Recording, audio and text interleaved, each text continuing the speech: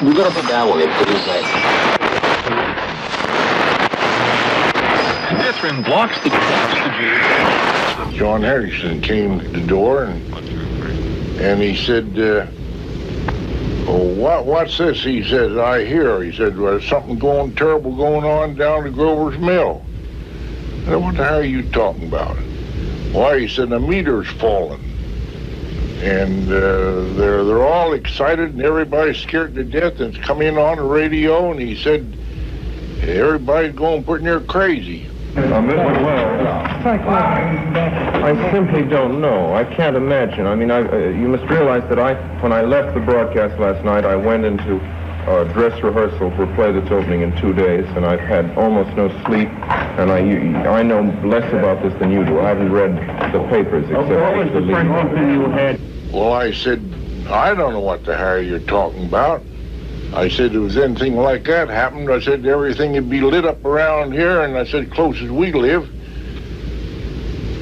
Why, can't be. I'm, of course, surprised that a story which has become familiar to children through the medium of comic strips, novels, and adventure stories should have had such an immediate and profound effect upon radio listeners. I felt foolish to do it, but I called up the operator, and I said, what the hell is going on around here? I said, one of my neighbors came in, and he's all excited about what happened at Grover's Mill.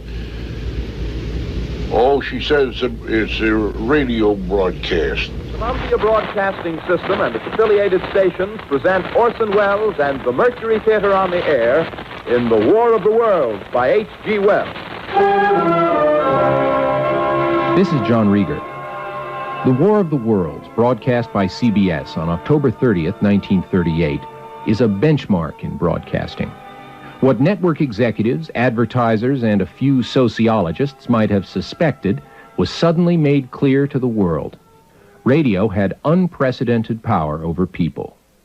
It was a clever adaptation of a well-known work by H.G. Wells. An ordinary program of dance music would be interrupted by news bulletins to tell the story of an invasion from Mars.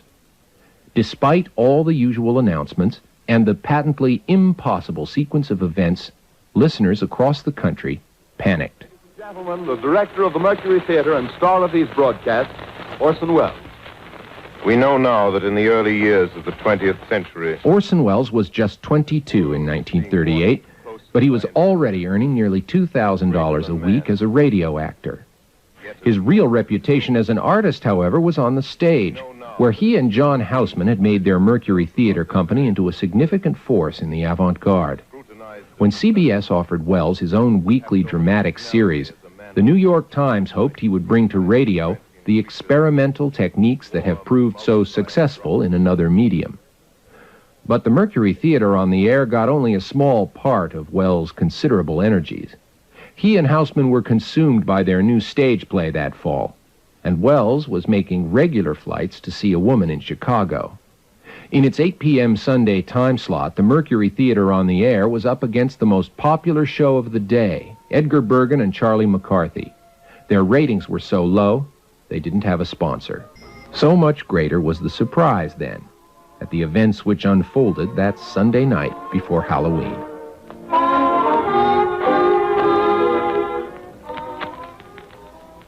Ladies and gentlemen, here is the latest bulletin from the Intercontinental Radio News, Trenton, New Jersey.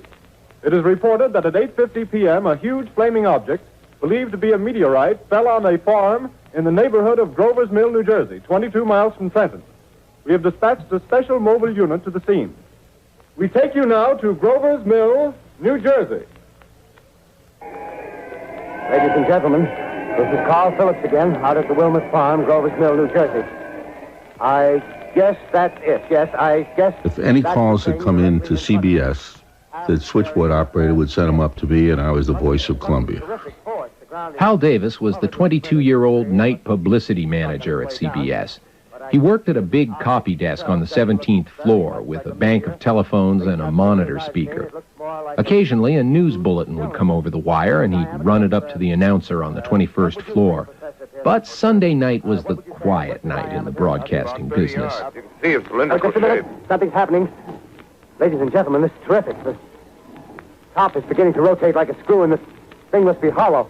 12, 15 minutes into the program, the phone started ringing, and the first one I picked up, a hysterical person, said, "The Martians are invading. What do we do? What do we do?" And I said, "They're not invading. It's just a radio program." And then the person screamed at me. Ladies and gentlemen, it's indescribable. I can hardly force myself to keep looking at it. It's so awful. The eyes are black and they gleam like a serpent. The mouth is kind of V-shaped with saliva dripping from its rimless lips that seem to quiver and pulsate, and the monster or whatever it is can hardly move. Every phone began ringing at once, and everybody was hysterical. So after about 10, 15 minutes of this, I got somebody in the control room. And I said, "Hey, would you tell Orson Welles that people are taking this thing seriously, and they better put on a disclaimer?" And he came back and said, "Orson isn't going to break into the program." Ladies and gentlemen, here I am, back of a stone wall. Halfway through the show, cast member Richard Wilson finished his part and left the studio. He had to get back to the stage rehearsal. At the elevator, he met two policemen. They seemed puzzled by the deserted 21st floor. Outside, the War of the Worlds was moving inexorably into the annals of mass psychology. And the professor moves around one side, studying the object, while the captain and two policemen advance with something in their hands. Flag of truce. If those creatures know what that means, what anything means. Wait a minute, something's happening. About 15 minutes after that, I guess, the operator called me panicked. And she said, "Hal, it's gotten away from me. I can't handle it." And I said, "Might as well make it plan A. Let's get everybody in here, because this is going past us." Lord, they're turning into flames. The whole field's caught by the woods, the barns, the gas tanks of the automobiles, spreading everywhere. It's coming this way now, about 20 yards to my right. Ladies and gentlemen, due to circumstances beyond our control, we are unable to continue the broadcast from Grover's Mill. Evidently, there's some difficulty with I our remember the field broadcast. transmission. I wasn't listening to it. I remember it very well. I was annoyed by it. William Paley, founder of CBS, was the boss. I was at home playing cards, and these telephone calls were coming in. And they wouldn't say what they wanted, but they always wanted to talk to Mr. Paley or whoever was president of CBS. And I'd say, "These people are calling up to make some complaints." I get these all the time, and I'm sick and tired of them. And I got this call from my office saying, "Oh, Mr. Paley, a terrible thing has happened." And there it was, the whole country was bursting wide open. Ladies and gentlemen, I have a grave announcement to make.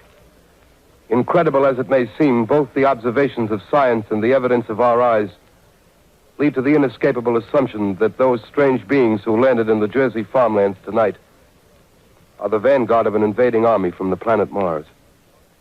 The events of that night are part of American folklore that survivors retell and embellish to this day.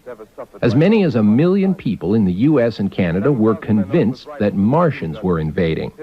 In Newark, New Jersey, 20 families in a single block fled to the streets holding wet towels to their faces. Poison gas. Wells himself would tell the story in later years of actor John Barrymore, who put down his cocktail, went to his kennels, and released the dogs, saying, "Fend for yourselves." It seems inconceivable that anyone listening attentively from the beginning could have been fooled.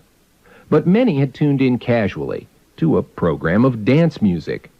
Millions apparently tuned over from the Edgar Bergen show when an unpopular singer came on, just in time to hear people being roasted by Martian heat rays. Many who were fooled were angry. They felt they'd been intentionally duped by the use of fake news bulletins. Just one moment, please. At least 40 people, including 6 state troopers, lie dead in a field east of the village of Grover's Mill. Their bodies burned and distorted beyond all possible recognition. To tell you the truth, all that I was trying to do during that period was to make it as exciting as possible. It was a job to me. As the past fades to black, certain historical constellations begin to shine. Howard Koch is just one of the remarkable collection of stars whose names are associated with the Mercury Theater. Eventually, he'd go on to write the screenplay to Casablanca. He would also be blacklisted, a member of the original Hollywood 19. But in 1938, Howard Koch was working his first professional writing job, turning out a script a week for the Mercury Theater for the princely sum of $75. To Koch, The War of the Worlds had seemed an unpromising project. Wells wanted the story told in a series of news bulletins. That would mean not just an adaptation of the tale, but, in effect, an original play. There was no time to lose. I had paid a hurried visit to my father, who was ill in Kingston here, and coming down on the west side of the Hudson River, I suddenly realized if I'm going to lay out this campaign, I better have a map. So I stopped. I was on the Jersey side of the river, and I stopped at a gas station. They gave me a Jersey map. When I got to my apartment, I began work right away.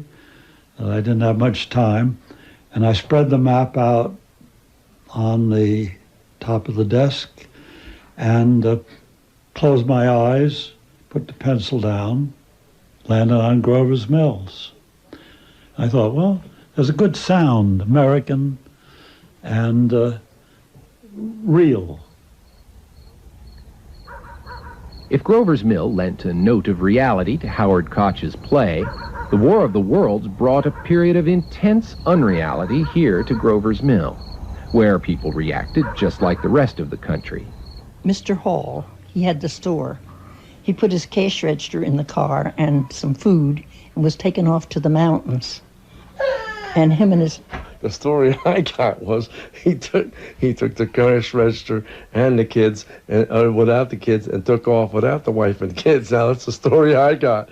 A lot of people see things which they had never seen before.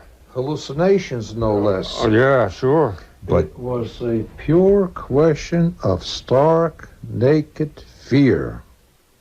But unlike the rest of the country, here the unreality persisted. I put it on a bar, plugged it in, and asked everybody to be quiet. It's a local tavern up the street. And the farmers start listening. I can name half of them probably. So immediately Sam Dice says, well, gosh, damn, I'm going after my shotgun. And now Hildy and everybody else, everybody's getting a shotgun, and they're coming back. And now we're going to Grover's Mills. And I, a young 13-year-old, I also have a shotgun. You're looking at the famous Grover's Mill water tower, which was, by reliable sources, victim of buckshot on the night of October 30th, 1938.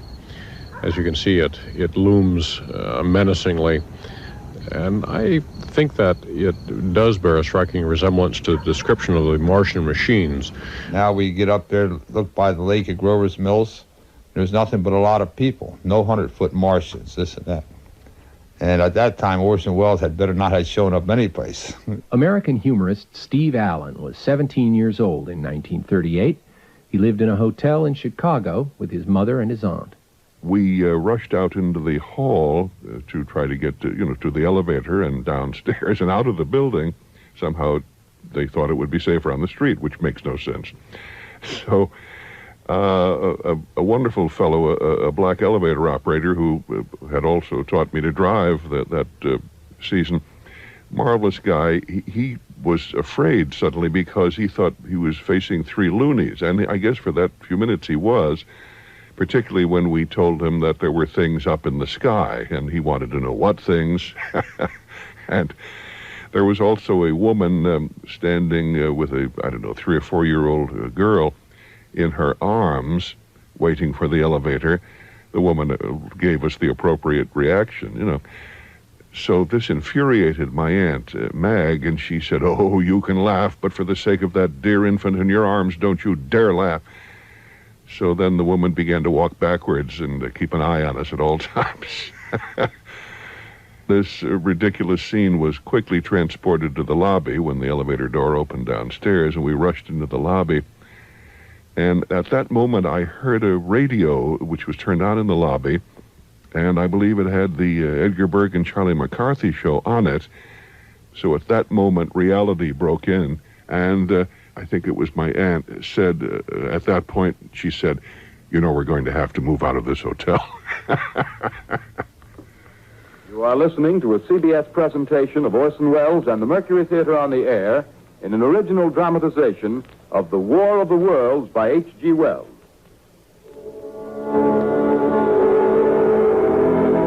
The War of the Worlds panic is an oft-told tale. So here, as a corrective for some of the abuses of colorful storytelling, are the facts. 6 to 12 million people heard the broadcast. 1 million believed it. In the nationwide panic that followed, no one was killed. William Paley. I sort of liked it, I think, because it showed you how powerful this medium was. It turned the whole country on its ear, really it did. Howard Koch. Well, you know, we didn't know for a few days whether we'd be villains or heroes, because the suits were started against the CBS, and we didn't know. We thought we may be put off the air, we may be prosecuted. For Howard Koch, John Houseman, and Orson Welles, the panic broadcast was a ticket to Hollywood. Welles, in particular, would land a movie deal giving him unprecedented creative control, and the result would be a movie called Citizen Kane. This is Orson Welles, ladies and gentlemen, out of character, to assure you that the War of the Worlds has no further significance than as the holiday offering it was intended to be. The Mercury Theater's own radio version of dressing up in a sheet and jumping out of a bush and saying boo. Starting now, we couldn't soap all your windows and steal all your garden gates. By tomorrow night, so we did the best next thing. We annihilated the world before your very ears and utterly destroyed the CBS. You will be relieved, I hope, to learn that we didn't mean it, and that both institutions are still open for business. So goodbye, everybody, and remember, please, for the next day or so, the terrible lesson you learned tonight. That grinning, glowing, globular invader of your living room is an inhabitant of the pumpkin patch, and if your doorbell rings and nobody's there, that was no Martian, it's Halloween.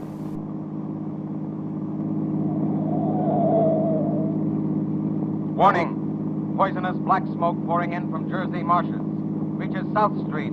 Gas masks useless. Urge population to move into open spaces. Automobiles use routes 7, 23, 24. Avoid congested areas. Smoke now spreading over Raymond Boulevard.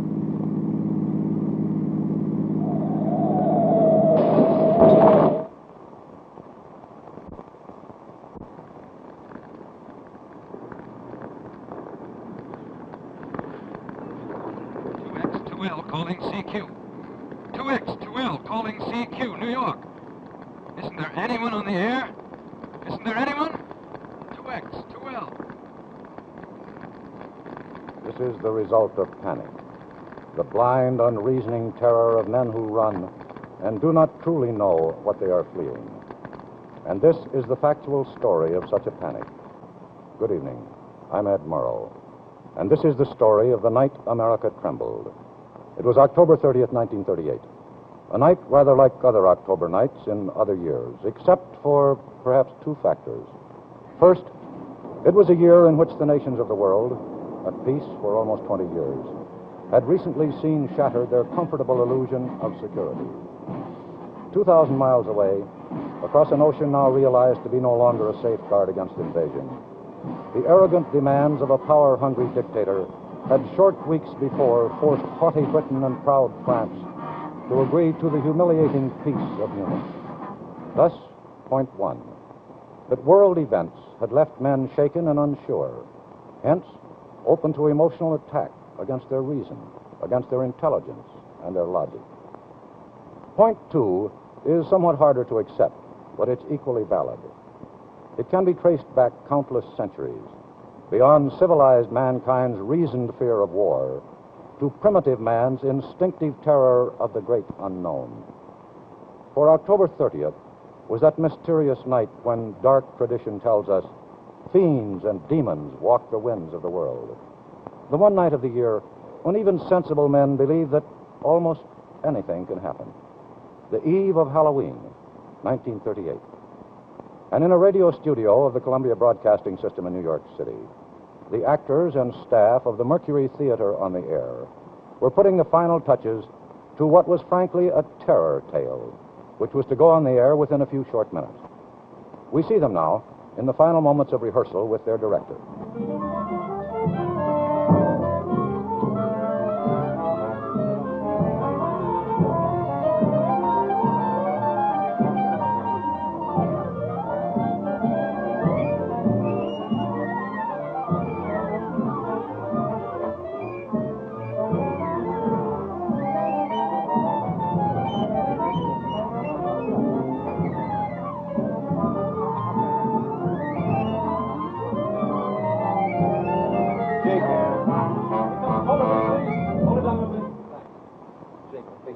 That hissing, humming sound, I'd like you to mix in the hum a little bit faster and build it more than you did the dress. Can you do it? Okay, I'll do it. Okay, let's try it. Phillips? 19? Yeah, I got it. About here. Yeah. The captain and two policemen advance with something in their hands. As I can see it now, it's a white handkerchief tied to a pole, a flag of truce. If those creatures know what that means, what anything means... No, wait, something's happening. A humped shape is rising out of the pit. I can make out a small beam of light against the mirror. What's that? There's a jet of flame springing from that mirror, and it leaps right at the advancing men. It strikes them head on. Good Lord, they're turning to flame. Well, that ought to scare the daylights out of them. It does me, and I've been rehearsing it for hours. You never can tell. Radio listeners are pretty blasé now. Bill? Yes, The sequence where you're calling old stations, the CQ call. Page 28. Yeah. Now, build that a shade more. You think you're the last man alive on Earth, so let's have a little more desperation, huh? I don't want to ham it up. Well, it's pure fantasy. Play with all the stops out, okay? Okay. All right. 15 minutes? Right. Okay. All right, everybody, take 10. Positions at 7:55. In October of 1938, the Columbia Broadcasting System radio network consisted of 110 affiliated stations in 44 states. There was practically no sizable community in America which could not be reached by CBS broadcasts. Thus, from Maine to California and from Canada to the Gulf, listeners were tuned to the Mercury Theater on that fateful night. In the eastern United States, the area closest to the scene of fictitious peril, reaction was most vivid and violent. However, it should be remembered that in their behavior, these Easterners were not unique. Everywhere, emotions and reactions were the same. Panic struck universally out of the dark but peaceful sky on a night that began quietly enough.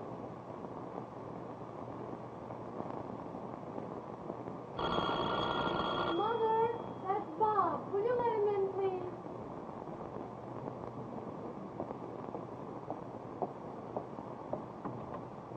Hello, Bob. Good evening, Miss Morgan. Come on in. Mary will be down in a minute. Thank you.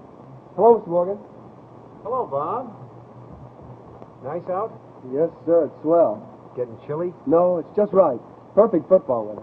You see the game yesterday? You bet I did. 14-0. Pretty good team this year, huh? 7th in the national ratings. We ought to be first, too. We haven't even been scored on yet. Those 7 Iron Dukes. Think they'll make the Rose Bowl? Well, I'll tell you, I think if we can get by Syracuse and Pitt, we got a good chance. Hi, Bob. Hi, Ben. Sorry to keep you waiting. That's okay. We got plenty of time. Second show doesn't start for an hour. Oh, where are we going? I thought maybe the Alto. Oh, what's playing there? Ginger Rogers and Fred Astaire and Carefree. You seen it? No, but I'd love to. Good night, Dad. Bob, don't keep her out too late. No, sir. Good night, Mom. Good night, dear. Night, Bob. Good night, Miss Morgan. What's on tonight, Dad? What time is it? Oh, getting on to 8. CBS, the Mercury Theater, NBC, Edgar Bergen and Charlie McCarthy. Charlie McCarthy. I like him. Let's listen to that.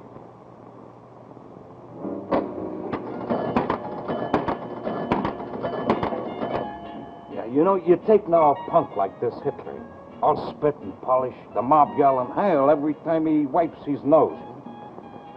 guy like him don't raise an army just for the fun. Mark my words, there's gonna be trouble. Maybe even sooner than you think. Hitler's just a big bag of wind. I don't know about that now. Phyllis. He already grabbed Austria and Czechoslovakia, ain't he? Now he's got his eye on Poland. A big bag of wind. Everybody made the mistake was they never should have buckled under him from the beginning. If they just told him to go jump in the lake, well, what could he do? Huh? Huh? France on the west, Russia on the east, Mussolini in the south. He can't move a muscle in any direction. Yeah, he could go up. Up? Yeah, hit all of a sudden from the air anywhere he likes. America even. America? Sure, why not? Oh, I'd like to see him try to bomb this country. Yeah, you maybe, but not me. Because he just might get away with it. I don't want to be nowhere around when the bomb starts falling. You know, you sound like them Europeans. They're all too yellow to call us bluff. Yellow? What do you mean yellow, huh? Well, I just said... Yeah, I heard what you said. You think I'm yellow, is that it? Now, wait a minute, Come Tom. on. He didn't Now, mean let you. go of me. How about that? You think I'm yellow? Now, look, you two, I don't want no trouble here. Lay off, will you? I didn't mean you. I just meant anybody who won't stand up and fight for his country. Yeah. I'll fight for my country, same as the next guy. Don't think nothing different, huh?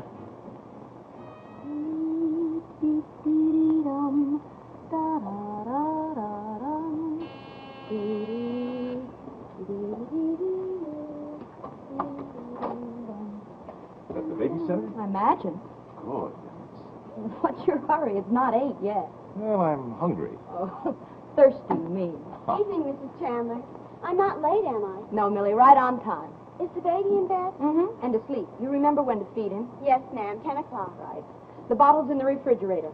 You remember how to warm it up? Yes, ma'am. Oh, I left milk and sandwiches in the refrigerator, too. So help yourself. We won't be gone too long. I'll be all right, Mrs. Chandler.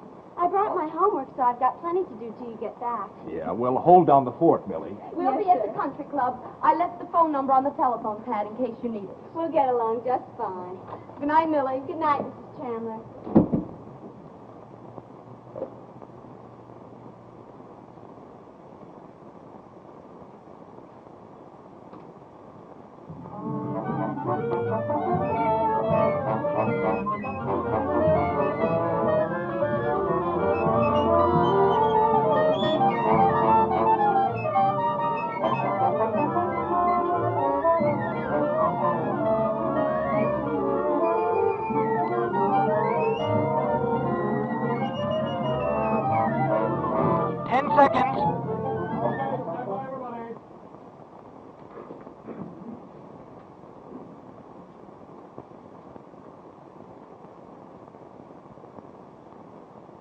The Columbia Broadcasting System and its affiliates present the Mercury Theater on the Air in War of the Worlds by H.G. Wells.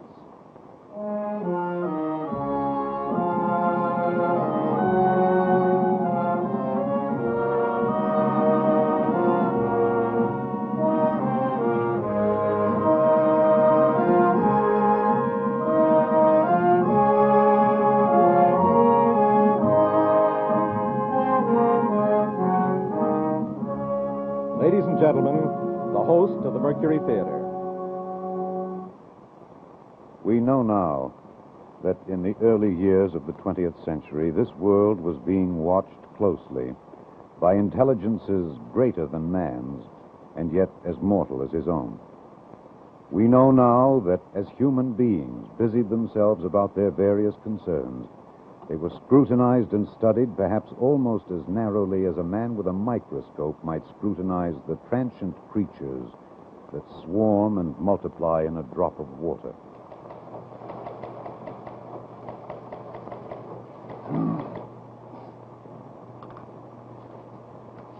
Any action, Mike? Not a thing. Get the coffee? Yeah.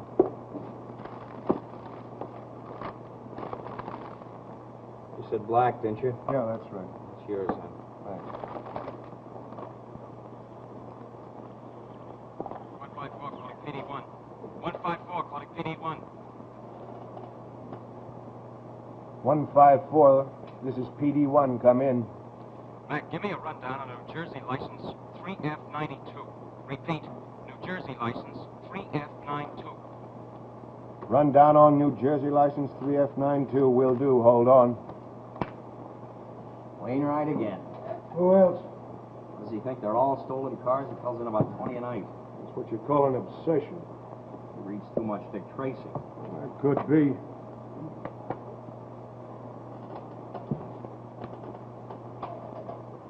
PD1, calling 154.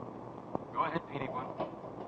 Description: New Jersey license 3F92. 1936 blue two-door old sedan. Registration A 387564. Motor G 148690.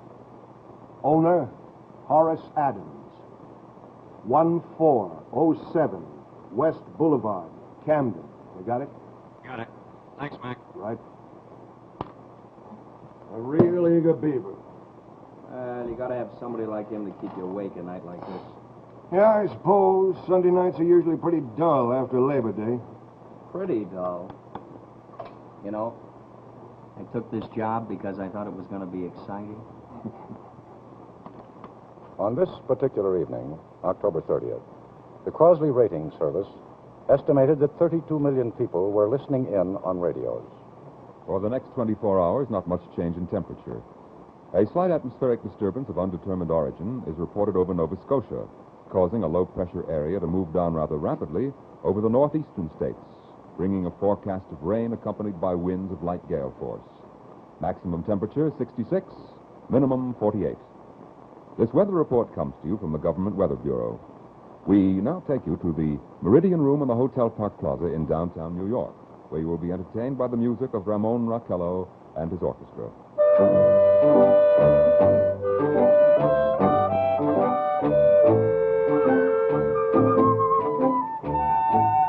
Good evening, ladies and gentlemen. From the Meridian Room in the Park Plaza in New York City, we bring you the music of Ramon Raquello and his orchestra. And, with a touch of the Spanish, Ramon Raquello leads off with La Comparsita.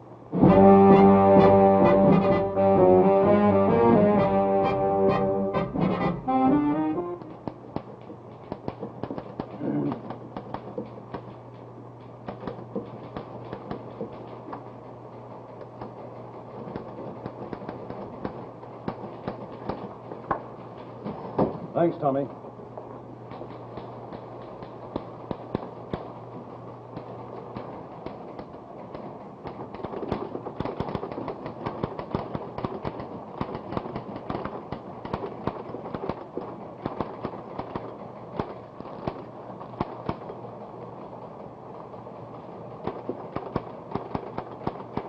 What do you got? You writing that Rocky Mount crash?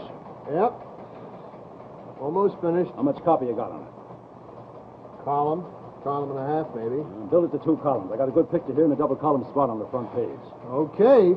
There's not really much to it. No serious injuries. Yeah. Could use a good lead story. All I've got is the community fund report. That's the trouble on Sunday nights. Nothing ever happens. That's right. That's the trouble with Sunday nights in the news business. Nothing ever happens. These people are comfortable, relaxed. You might say even bovine in their smug complacency. It's a Sunday night like other Sunday nights. Quiet, uneventful. America is at peace. There's no threat of war. They have no way of dreaming that within a few short minutes, their complacency is to be rudely shattered by an actor's voice speaking lines from a play.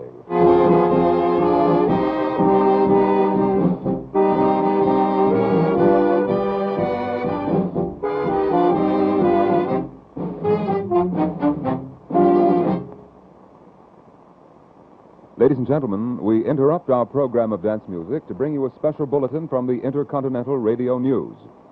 The opening words, the words that shook a nation. At 20 minutes before 8 Central Time, Professor Farrell of the Mount Jennings Observatory, Chicago, Illinois, reports observing several explosions of incandescent gas occurring at regular intervals on the planet Mars. The spectroscope indicates the gas to be hydrogen and moving toward the Earth with enormous velocity. Professor Pearson of the observatory at Princeton confirms Farrell's observation and described the phenomenon as, quote, like a jet of blue flame shot from a gun, unquote. We now return you to the music of Ramon Raquello, playing for you in the Meridian Room of the Park Plaza Hotel, situated in downtown New York.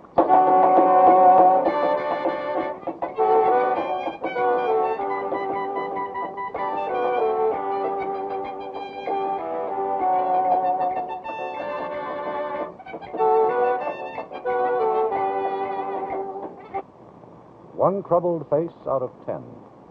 But this is the face of dawning panic on the night America trembled. The broadcast had just begun. Its effect is not yet beginning to make itself felt in the cities and hamlets of a nation soon to be caught in the grip of ungovernable terror.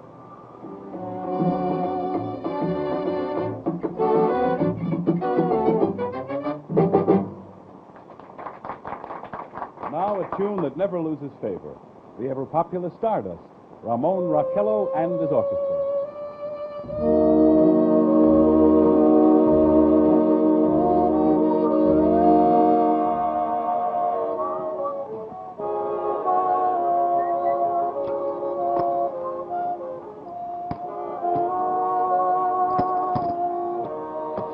Cards, gentlemen. 3. You, 12. Singer, Mega Masons, who will you? One big one? Oh. Okay, dealer takes 2. Open a bet. Check the one card draw. Check. Ladies and gentlemen, following on the news given in our bulletin a moment ago, Trying the to find Government out. Meteorological Bureau has Okay. requested the large I'll up your observatories quarter. of the country to keep an astronomical watch on any further disturbances occurring on the planet Mars. Due to the unusual nature of this occurrence, we have arranged an interview with the noted astronomer, Professor Pearson, who will give us his views on the subject. In a few moments, we will take you to the Princeton Observatory at Princeton, New Jersey. We return you until then to the music of Ramon Raquello and his orchestra. Who cares? You turn that off. Turn it off. I'm studying. You want to study? Go up to your own room. I'm the gregarious type, okay?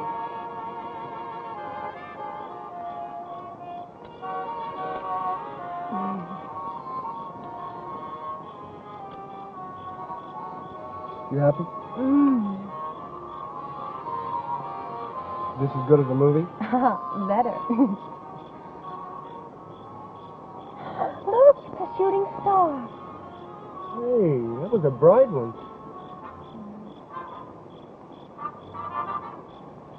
Cigarette? Thank you.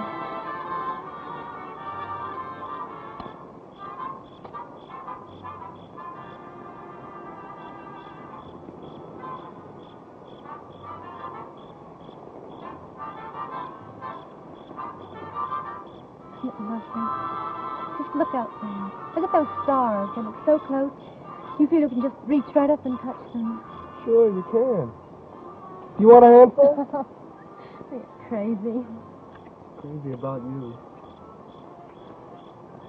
Nurse, I got something for you today. What?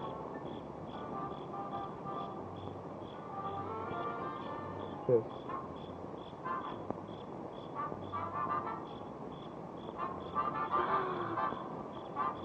Well, how about it? What will my parents say? Well, you know what they'll say. They'll say we're too young, too immature, but they've been saying that for a year. What do you say? Shall we? Tonight, right now. I'd like to, Bob, but... What's the matter? Aren't you sure? Yes, I'm sure. Well, then.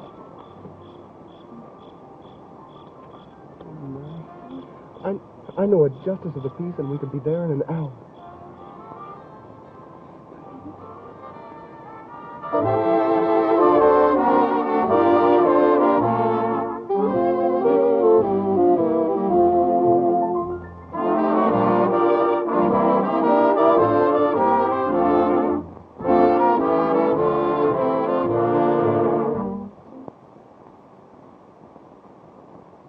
Ladies and gentlemen, a special announcement from Trenton, New Jersey. It is reported that at 8:50 p.m., a huge flaming object, believed to be a meteorite, fell on a farm in the neighborhood of Grover's Mill, New Jersey, 22 miles from Trenton. The flash in the sky was visible within a radius of several hundred miles, and the noise of the impact was heard as far north as Elizabeth. We have dispatched a special mobile unit to the scene, and will have our commentator, Mr. Phillips, give you a word description as soon as he can reach there from Princeton. In the meantime, we take you to the Hotel Martinet in Brooklyn, where Bobby Millett and his orchestra are offering a program of dance music. That must be what you said. No, couldn't be. New Jersey's 500 miles north.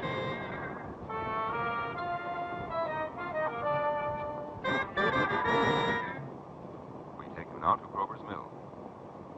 Ladies and gentlemen, this is Carl Phillips again at the Wilmot Farm, Grover's Mill, New Jersey. Professor Pearson and myself made the 11 miles from Princeton in just 10 minutes. Well, I hardly know where to begin to paint for you a word picture of the strange scene before my eyes. I guess that's the thing directly in front of me, half buried in a vast pit. Must have struck with terrific force. The ground is covered with splinters of a tree it must have struck on the way down. Now, what I can see of the object itself doesn't look very much like a meteor, at least not like the meteors I've seen. It looks more like a huge cylinder. The color is sort of yellowish white. Curious spectators now are pressing close to the object in spite of the efforts of the police to keep them back. One man wants to touch the thing. He's having an argument with a policeman. And the policeman wins. Now, ladies and gentlemen, there's something I haven't mentioned in all this excitement, but it's becoming more distinct. Perhaps you've caught it already on your radio. Listen. You hear it? It's a curious humming sound that seems to come from inside the object. Now, I'll move the microphone closer. Now, here we are. Now, we're not more than, 25 feet away. Can you hear it now?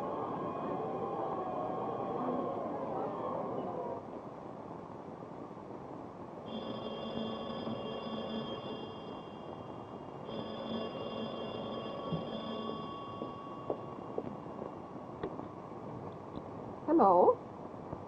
Oh, hello, Molly. No, I'm just waiting here for Paul and his wife. We're going to church. The radio? No, I haven't. Why?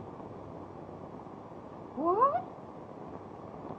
Well, just for a minute, perhaps.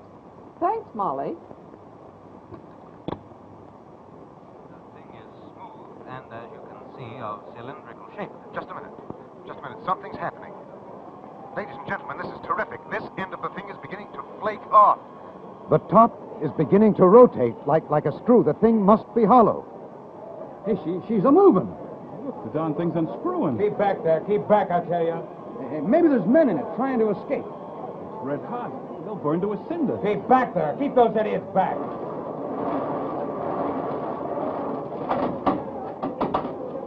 She's off. The top's loose. Look out there. Stand back. Ladies and gentlemen, this is the most terrifying thing I have ever witnessed. Wait a minute. Someone's crawling out of the hollow top. Someone or something I can see peering out of that black hole, two luminous discs. Are they eyes? It might be a face. It might be... Good heavens, something's wriggling out of the shadow like a gray snake. Now it's another. And another. They look like tentacles to me. There, I can see the thing's body. It's as large as a bear, and it glistens like wet leather. The face, it's indescribable. I can hardly force myself to keep looking at it. The eyes are black. I'm going to turn this like a no, please, no, Bob. mouth V-shaped with saliva dripping from its rimless lips that seem to quiver and pulsate. The monster, or whatever it is, can hardly move. It seems weighted down by possibly gravity or something.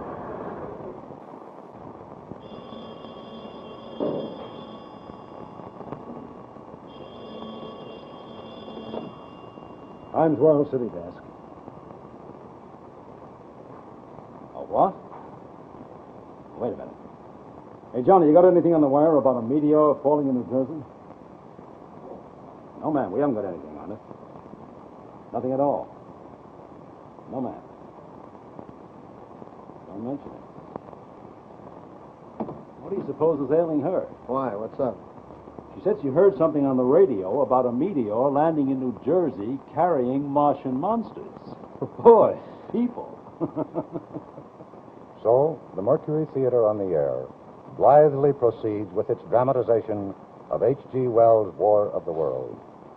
The actors, of course, have no way of knowing their performance is sowing the seeds of panic amongst hundreds of thousands who believe they're actually hearing a factual report. But others are beginning to feel its impact. For instance, the officers on duty at the State Police and Fire Dispatcher's Office in Trenton, New Jersey.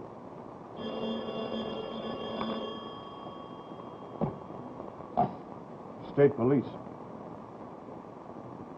No, sir, we don't know anything about that. Sir, there is no Grover's Mill in New Jersey. There's a Grovesville, but there's no Grover's Mill. I can't help it, sir. What the radio says, there's no such place. State Police. No, ma'am, we don't know anything about that.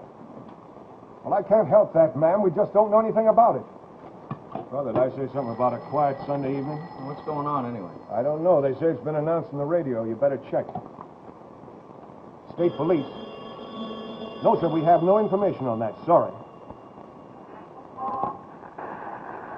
We are bringing you an eyewitness account of what's happening on the Wilmot Farm, Grover's Mill, New Jersey.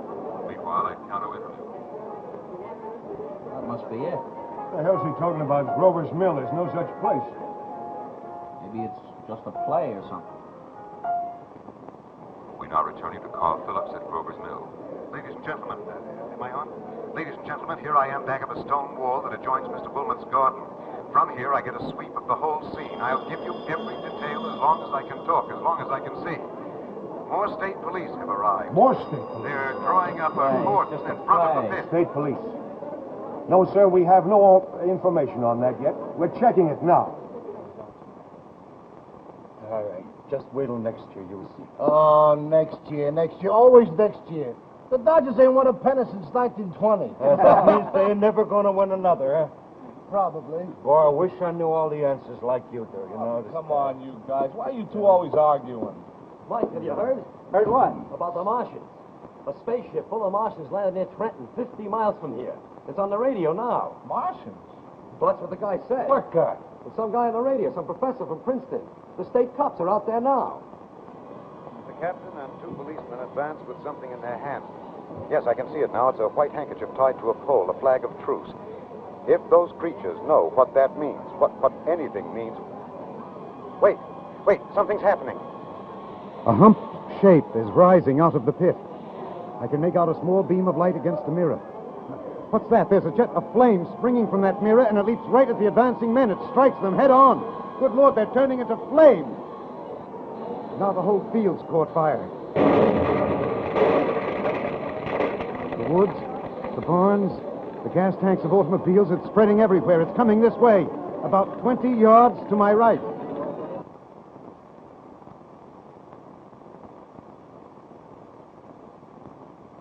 Ladies and gentlemen, due to circumstances beyond our control, we are unable to continue the broadcast from Grover's Mill. Evidently, there is some difficulty with our field transmission. However, we will return you to that spot at the earliest opportunity.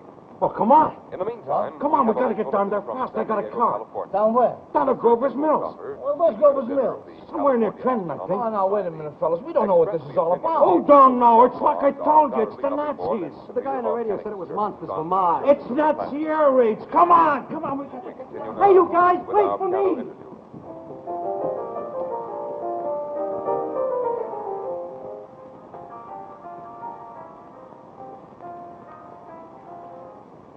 Ladies and gentlemen, I have just been handed a message that came from Grover's Mill by telephone. Just a moment. Whose deal? Well, speak up. Now, you ain't interested in poker anymore? This is important. Listen. At least 40 people, including 6 state troopers, lie dead in a field east of Grover's Mill. Their bodies burned and distorted beyond all possible recognition. Ladies and gentlemen, the next voice you hear will be that of Brigadier General Montgomery Smith, commander of the state militia at Trenton, New Jersey. Trenton, that's where my family lives. Listen. I have been requested by the governor of New Jersey to place the counties of Mercer and Middlesex, as far west as Princeton, and east to Jamesburg, under martial law. 4 companies of state militia are proceeding from Trenton to Grover's Mill and will aid in the evacuation of homes within the range of military operations. Thank you. You have just been listening Sure, to... you heard that? They're calling out the Army. Hey, my folks, I think I better call them. Now, take it easy, Buzz. They're all right. What do you know? I'm gonna Listen, how far is that from here? A couple hundred miles. Come on, let's play cards. Huh? No, hear me out. I don't want to play. Combined fire departments of Mercer County are fighting the flames which menace the entire countryside.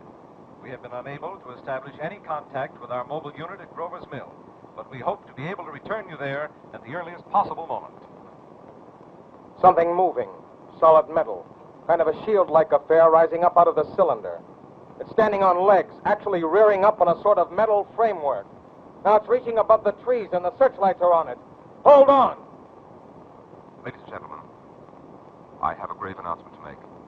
Incredible as it may seem, both the observations of science and the evidence of our own eyes lead to the inescapable assumption that those strange beings who landed in the Jersey farmlands tonight are the vanguard of an invading army from the planet Mars. Mars? Bob, turn around. Go back. Bob, I want to go home. The impact of the Mercury Theater's broadcast of H.G. Wells' War of the Worlds is as devastating as it is unexpected. The Columbia Broadcasting System and its affiliated stations, the newspapers, the police and fire departments of the whole nation, all are being deluged by a Niagara of calls from frenzied listeners who believe the radio drama to be the real thing. More than 1 million listeners from coast to coast are caught in the grip of a contagious mass hysteria, and they flee in terror from an incredible bogeyman, mythical invaders from the planet Mars. Strewn over the battle area from Grover's Mill to Plainsboro, crushed and trampled to death under the metal feet of the monster, or burned to cinders by its heat ray. Langham Field, Virginia. Scouting planes report 3 Martian machines visible above treetops, moving north toward Somerville with population fleeing ahead of them. Heat ray not in use. Although advancing at express train speed, invaders pick their way carefully. One moment, please. Here's a bulletin from Basking Ridge, New Jersey. Coon hunters have stumbled on a second cylinder similar to the first, embedded in the Great Swamp 20 miles south of Morris. Hello? Is this the country club? I want to speak to Mr. or Mrs. Chandler. And hurry. Please hurry. Can be opened and the fighting machine rigged. They are taking up position in the foothills Hello? of Macho Mountain. Mr. Chandler, this is Millie. Can you come home, please, right away? No, the baby's all right. It's the Martians. Yes, Martians. You mean you haven't heard? Oh, Mr. Chandler, it's all over the radio. Awful things are happening.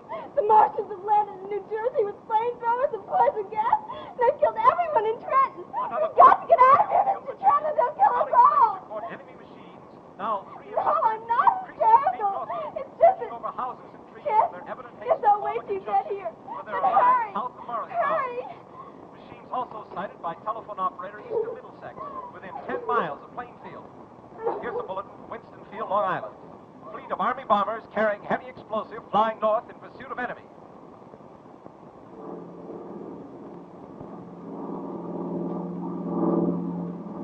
Army bombing plane V-843 off Bayonne, New Jersey.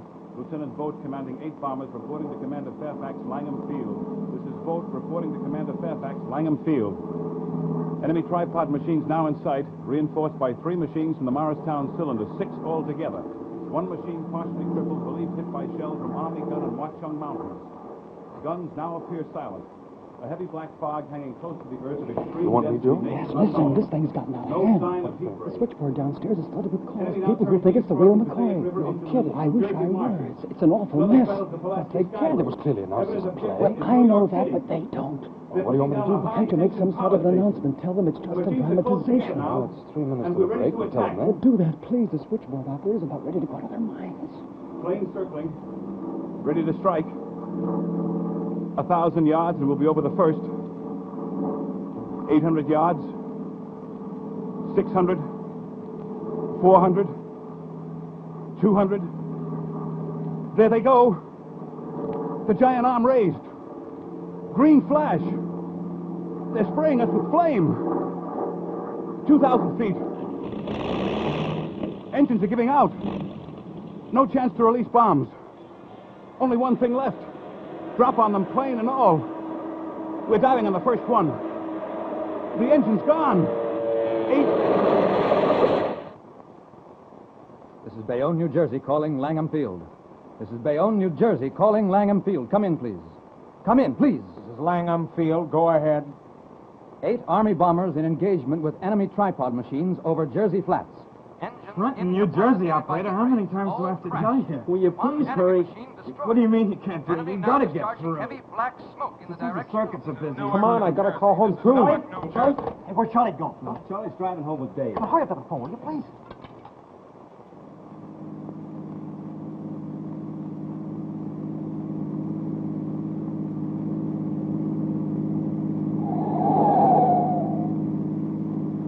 Warning. Poisonous black smoke pouring in from Jersey marshes. Reaches South Street. Gas masks useless. Urge population to move into open spaces. Automobiles use routes 7, 23, 24. Avoid congested areas. Smoke now spreading over Raymond Boulevard.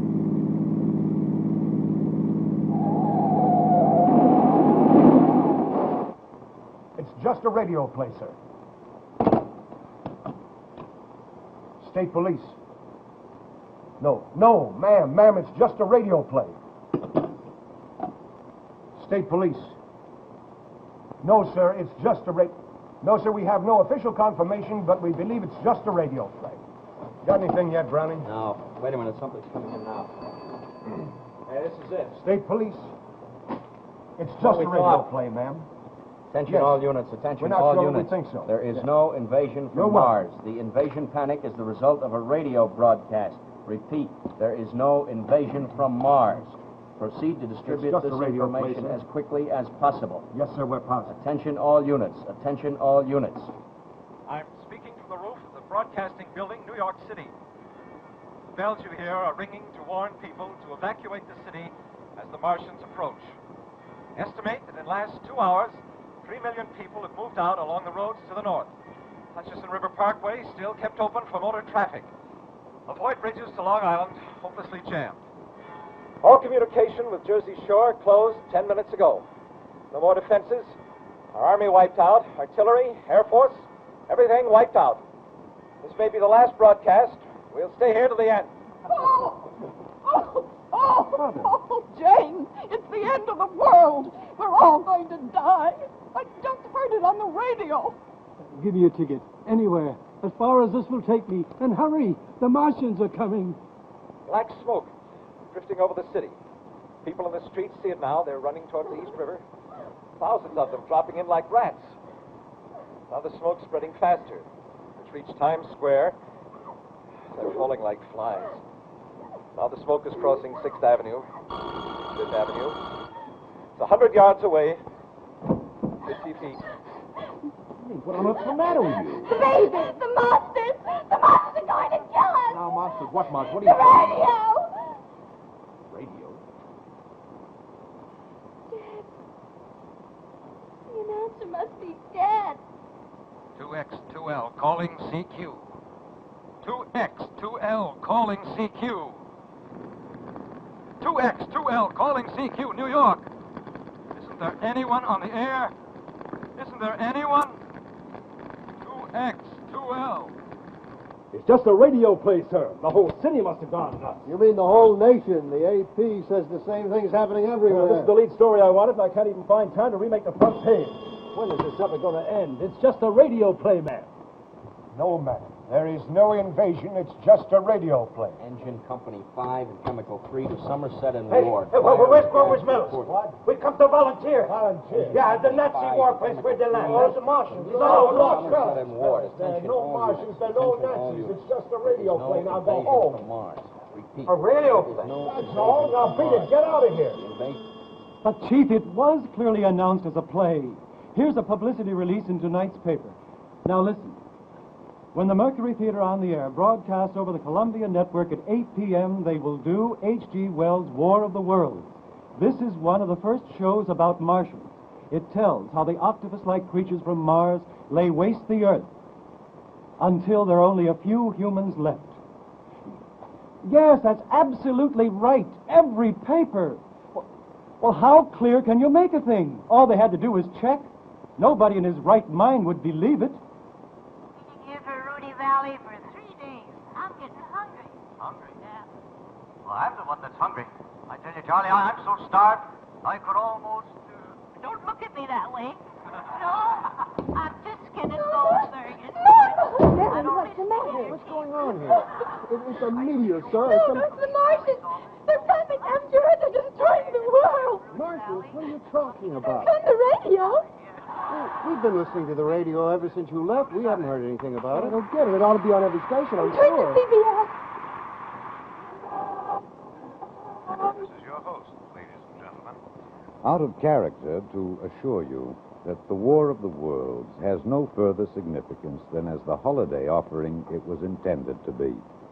The Mercury Theater's own radio version of dressing up in a sheet and jumping out of a bush and saying boo. Starting now, we couldn't soap all your windows and steal all your garden gates by tomorrow night, so we did the next best thing. We annihilated the world before your very ears and utterly destroyed the Columbia Broadcasting System. Now, you will be relieved, I hope, to learn that we didn't mean it, and that both institutions are still open for business. So, goodbye, everybody, and remember, please, for the next day or so, the terrible lesson you learned tonight. That grinning, glowing, globular invader of your living room is an inhabitant of the pumpkin patch. And if your doorbell rings and nobody's there, that was no Martian. It's Halloween.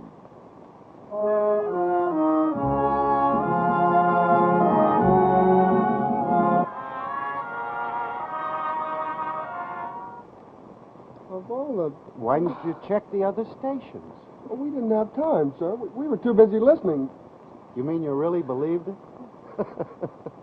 Oh, you kids have got a lot to learn. Yeah, I guess you're right.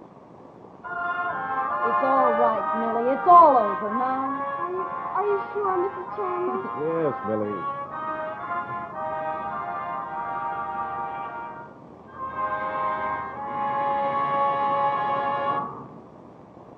This is CBS, the Columbia Broadcasting System.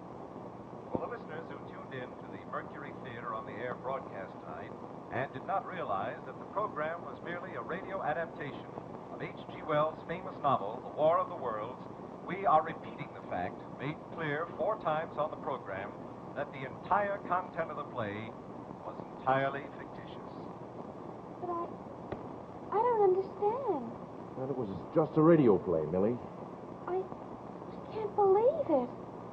It's so real. Ah, yes, it was so real. So real that it completely fooled poor Millie and more than 1 million others, who slowly came to their senses and realized they'd been panicked by a colossal Halloween joke. And what were their reactions? Well, many laughed, with perhaps just a touch of hysterical relief in their laughter. Me scared? Of course not. I knew it was a play all the time. Sure, me and the old woman would run down the streets, mingle with the crowds, but we wasn't scared ourselves, just for the kicks. See how the others was taking it. You know what I mean. Others were somewhat indignant. A fine trick to play on people. My sister passed out. All the kids were screaming their heads off. The whole house was in an uproar. Is that what you call entertainment? And still others were furiously angry. Hello, CBS. Say here, what are you going to do about me? I'm 300 miles from home without a penny in my pocket. Where am I calling from? Buffalo, New York. That's where I'm calling from, and it's all your fault. So the reactions of the period. But there is one thing we must not overlook. All this took place in 1938, in a less sophisticated yesteryear that did not know the atom bomb, guided missiles, and rockets that may shortly fly to the moon. 20 years ago, the concept of an alien race was novel to us, hence alarming. Today, we realize that Mars is very near, closer perhaps in time than we imagine. There is every reason to believe that long before the Martians come to us, we will go to them. I wonder if we'll panic them as they did us on the night America trembled.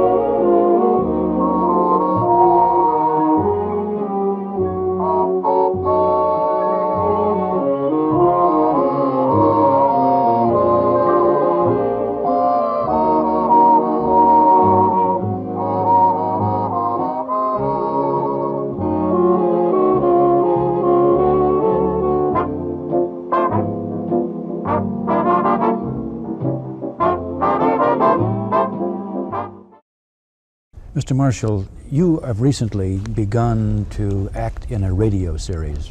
One would have thought that radio drama was long since dead. What prompted you to go into radio?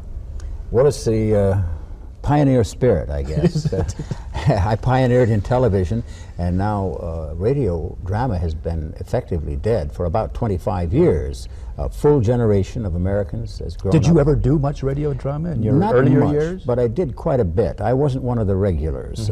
Some of the people who appeared, I can mention some names, and they might not be household words anymore, but at one time they were, because that was the entertainment center of the American family. Isn't that true? But you don't find it at all strange to be in a radio studio with a script in your hand and instead of in front of the camera? It's like bicycle riding. You did as a boy, or swimming, that it comes back. huh? The feeling about the distance from the mic and the hand cues and so forth. That's all still there, and to fade on and fade out, the things that became second nature are still second nature. Well, the academicians, of course, have argued for many years that the theater of the mind is much more vivid than the theater of the stage or the theater of the tube television. But, you know, that's kind of an academic argument. Why is radio drama being brought back? Well, that's a practical kind of thing. When I was told this incident, it gave me goosebumps. An 8-year-old boy was asked why he listened to the radio in preference to television. And he says, because I can see the pictures more clearly. Because the theater of the imagination, which you just spoke of, is that that's what radio did. It excited our imaginations. Now we see it all. And I think we're getting bored with it, because violence or whatever is this kind of activity that goes on television. It's all these cops and robbers things that nothing provokes our imagination anymore. We see it all. War, whatever. Now we don't daydream anymore as much as we used to. Maybe that's a good thing. I don't know. But what interests me about radio is that it's just the words. That you listen to the words, and the writer and the actor and actress and the musician and the sound effects man make this picture. Help you make this picture in your mind, and it is a clearer picture because it's very individual. What about the actor? Not the receiver, but the actor in this case. His bodily movements, all the things you've used all these years, I suppose you're very little used to, except the voice. Right there, yes, everything. Right Do you there. put more into the voice than you would if you were on the stage, for example, because you were so reliant upon that? Yes, because a hesitation can be done mutely on stage. But a hesitation must be audible. A pause must be audible. Really, one of Gadge Kazan's great phrases was, do the pause on the line. So that you must pause audibly on radio. Whereas on stage you pause, and that's a pause. I've made no mention of what it is you are doing, and I think you should mention it. Oh yes, it's called the CBS Radio Mystery Theater, and it'll be on every night of the week. Not a continuous drama. It'll be a new original drama every night in the week. And you'll be on each I'm of the these? host. Oh, you're the host, I see. It's Will you be taking any dramatic roles as well? No, we thought about it, and we don't quite know how to do it. E.G. Marshall, as the host, would he become involved in the mystery? Because some of these deal with the occult, some deal with ghost stories, some are mysteries, some are romances, but everything is with something with a mystery to it. And it'll be on at 10:07 every night in the week, and for 52 minutes until the news comes on again at 11. So we're going to see what will happen. If there is an audience out there that likes to listen to just words and not watch the tube, as we've been doing now for 20 years. The CBS Radio Mystery Theater presents...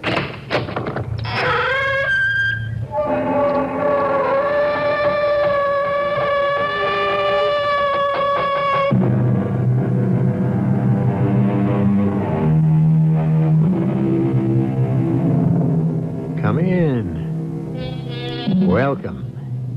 I'm E.G. Marshall. From a little Manhattan studio, which is the skyscraper equivalent of that cave where dramatic narration was born, Hyman Brown, producer, director, and devotee, keeps the last thread unrolling. Well, why not? Look, we can take care of ourselves if we have to. All right, Joe, you're on. You'll not be sorry, young gentlemen. The 1001 Arabian Nights are long over, but not Brown's fascination with the magic of imagination. Oh, what's that? Is Coyote. Come on, let's go. I don't like that line. You've been associated for a very long time with radio drama? Don't you think its day is over? Don't you want pictures? Hardly, hardly. The pictures are right in your head, Woody. I make better pictures with your mind and your imagination than any camera can make with the actuality. What's important is that the words themselves take on a meaning which is not encumbered by faces or by backgrounds. The words paint the picture, and those words you hear. You listen to those words and create your own pictures. Well, I'll be. Where did he go? I don't know. He just vanished, disappeared into thin air. For 34 years, Jerry McCarty has been producing noises imaginable and unimaginable to drive home the points of radio dramas, many of them highbrows. Since his work is the voice of the ambience, he must think like an actor, even when he is playing a revolver, a rippling stream, or the approaching steps of Nemesis. Do you feel like an actor? Well, there are times when you have to guess at what the actor himself or the actress is going to, how long it's going to take to do a certain thing. So in essence, you do the silent acting with your feet, with your hands. The horse for Winnie, that's enough for me, Jer. All right. Because you'll be busy. And I'll go into, then we come out of the music cue with the clop, clop, clop, clop. Right. What time you got, Jimmy? The most terrifying have been the apparitions that belong to those who died a violent death. Natural crack of thunder. The actor must understand that he's looking at words, but he can't read the words. He must take these words and make them come alive. And the radio actor is just the most skillful of all the professions that relate to entertainment, who can take printed words and make them perform. They don't sound as if they're being read. That's the skill of the radio actor. Matter of true fact, it all happened 30 years ago. The horse has too much presence. Awful little one.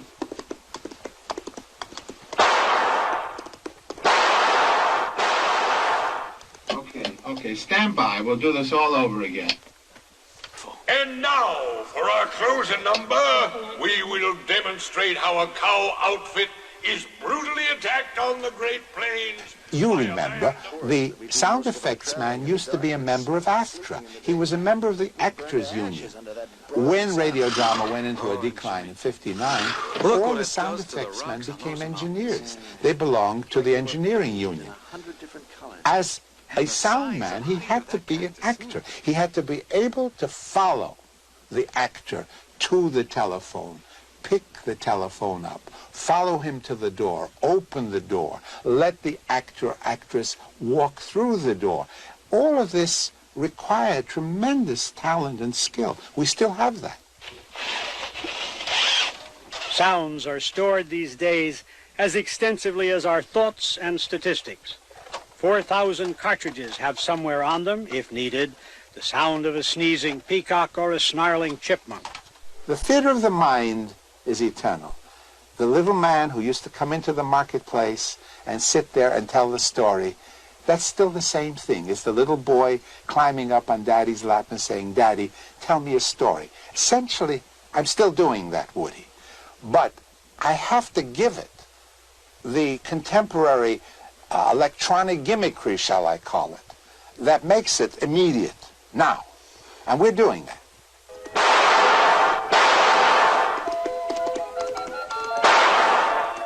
She hasn't missed a single shot. Hey, that woman is absolutely phenomenal. Jimmy, look at her now. She's turning herself around, galloping around the ring, sitting backwards on her horse. Hey, and shooting at the target as her horse goes around at full speed. Bullseye every time. Oh, no, Jimmy, look what she's doing now. Swinging herself under the belly of her horse, holding onto the saddle with one hand. Oh, her assistant is handing her a fresh rifle as she goes by. Yeah, she's pointing the rifle at the target. And wham! Right into the bullseye again. Until next time, pleasant dreams.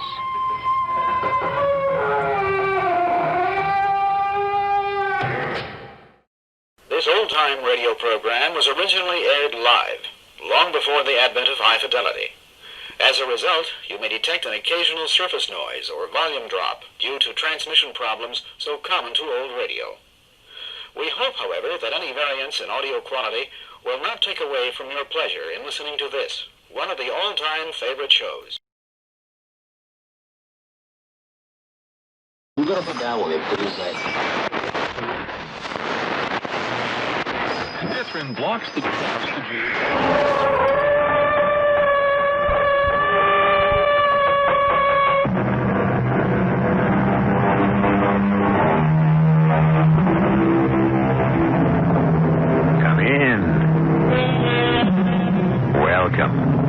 I'm E.G. Marshall. I have the lunch all packed, and I'm ready to take you on a picnic in the woods.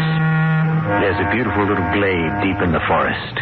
Birds singing, that wonderful clean aroma of fresh growth mixed with leaf mold and last year's pine needles.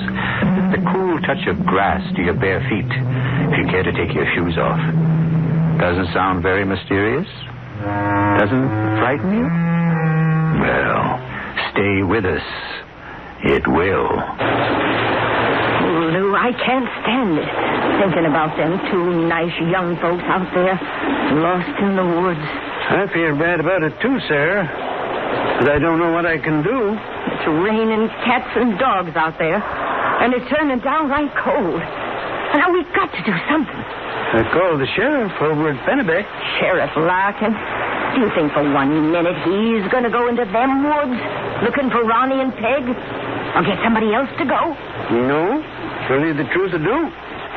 Fella'd have to be out of his mind to go in them woods night like this.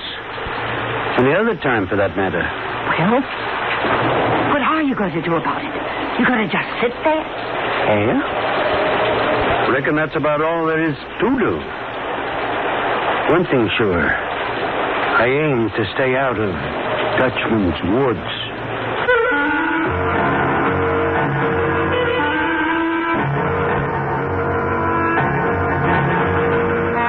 Our mystery drama, Stay Out of Dutchman's Woods, was written especially for the Mystery Theater by Field and Farrington and stars Paul Hecht.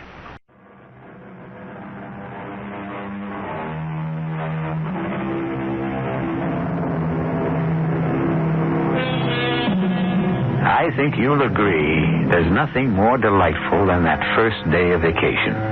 You've shucked off all your cares. Your freedom is still new and exhilarating. Your inevitable return to workaday things is too far in the future to dampen your high spirits. Of course, vacations, like other pleasant-seeming prospects, may take unpredictable turns. You just can't look more than a few seconds into the future without facing an uncertainty. Ronnie and Peg Andrews have driven all day to get to their chosen vacation spot in the Maine North Woods. But are they tired? How about down by the Old Mill Stream? I think I can even do a pretty good tenor on part of that one. Down by the Old Ronnie, Mill. I love you dearly, for better or worse, like I told the man. But if you hit one more sour note, I'm going to get out of this car and walk the rest of the way. You know what your trouble is, Peg? You got a tin ear. How far do you think we are from the inn? Oh, it can't be more than a few miles now. You tired? Not really. I don't know. We've been driving through this forest for miles. So it gives me the creeps. So dark and gloomy. The creeps? You're kidding. It's absolutely beautiful. In a way. It looks so, I don't know, brooding. Contrast, that's all. The sun's so bright where it gets through to the road, it makes the woods seem dark. What are you doing? I just want to show you. 10 steps into the woods and you'll see there's nothing gloomy about it. It's just the contrast. I don't want to go in there, Ronnie. Oh, well. Okay. We can come back another day. Maybe tomorrow. It really is a beautiful forest. We could bring a picnic lunch. Well, okay. Maybe it'll look better to me tomorrow.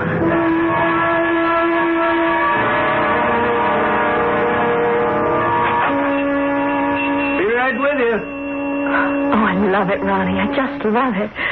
It really looks the way a cliffside inn ought to look. Even nicer than Bill and Edna said. Isolated, that's for sure. Now, you'd be Mr. and Mrs. Andrews, wouldn't you? That's right. We have reservations. Good thing you made them, too. We might just have closed down. And a season for us. Are we the only guests? Only ones. My name's Lou Griffin. I'm the proprietor. Sarah. Come in. I was just putting up a fresh pot of coffee. Figured we'd be wanting some, long trip and all. I thought I smelled coffee. Just what I need. Now, I hope you ain't disappointed in the place, Miss Andrews. Disappointed? I adore it. It's even nicer than Bill and Edna told us. Bill and Edna White. They were up here earlier in the summer. White? What? Oh, yes. They're the couple with the two young boys, huh? Ken and Eddie, yes. Never did see two young'uns could be in so many different places at one time. I've been thinking some about seeing if I can't get hold of some hex signs to keep young'uns out next season. I noticed the hex signs outside and even in here. Yeah? Anything we got plenty of, it's hex signs. Are they just for decoration, or do you really mean them to keep evil spirits away? Oh, they're just for what you call color. And it don't hurt to be on the safe side. What do you mean? Maybe there's evil spirits, maybe there ain't. Maybe they want to get in, maybe they don't. But I never heard of a hex sign doing any harm.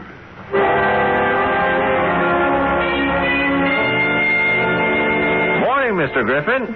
Morning. Sarah, you can put the eggs on now. Lou and Sarah, what we like to be called.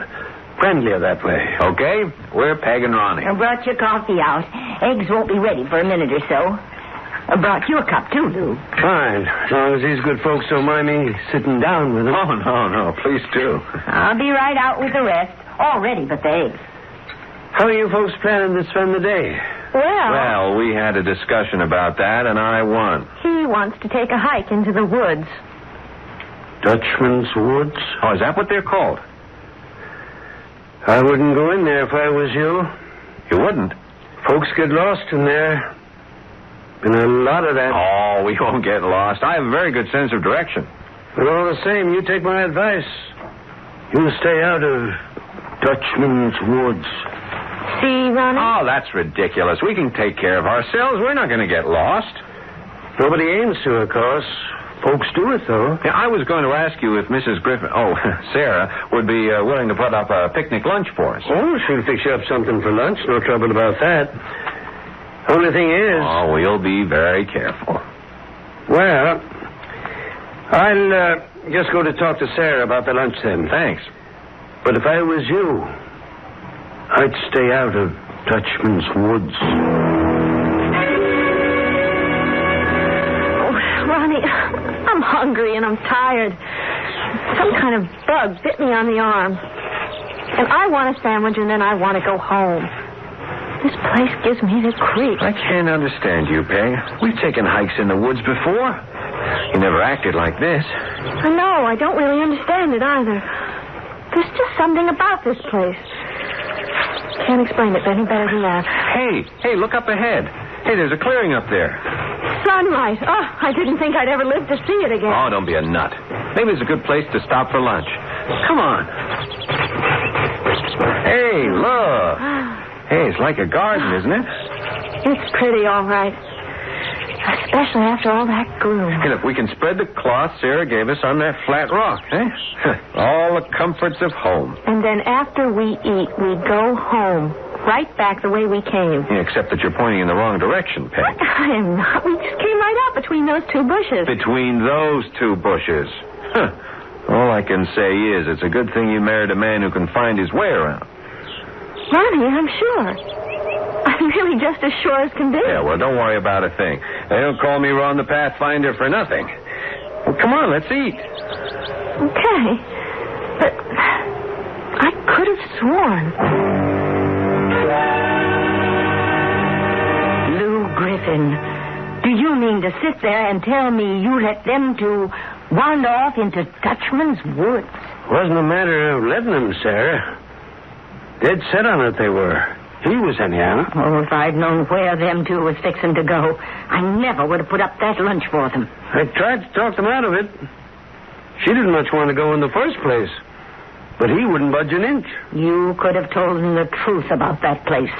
And got nothing for my trouble but laughed at telling a tale like that. No, sir. Comes to talk about Dutchman's Woods. I'm on my own business. Ronnie, will you stop and listen to me? Oh, all right. Ronnie, the underbrush wasn't this thick before. It didn't come this way. Well, I have to admit, I don't remember it being quite this overgrown before. But I know we're going in the right direction. I'm very sure of that now, Peg. You're not sure at all, are you, Ronnie? Well, maybe I am just a little disoriented. Lost, I think, would be the word. All right, I'm lost. If you like it better that way. Well, it's not as if we were lost in an African jungle or something with wilderness for miles around. We're in the tame woods in Maine. There's no cause to panic. I'm not panicking, Ronnie. Let's go back, shall we? See if we can find the clearing where we had lunch. Oh, all right. Ronnie, I think it's over this way. I'm sure we weren't coming from that direction before. Oh, all right. All right.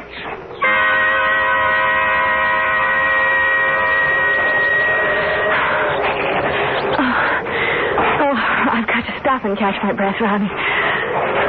We can't be far from the clearing now, can we? No, I wouldn't think so. I believe we passed that rowan tree over there when we came this way before. That's west, Ronnie, right into the sun. So? Don't you think we ought to keep walking east? I mean, the road is east of here. We know that. It doesn't really matter where we come out on the road, does it? As long as we do come out. Oh, okay. Well, you feel rested now? Oh, enough.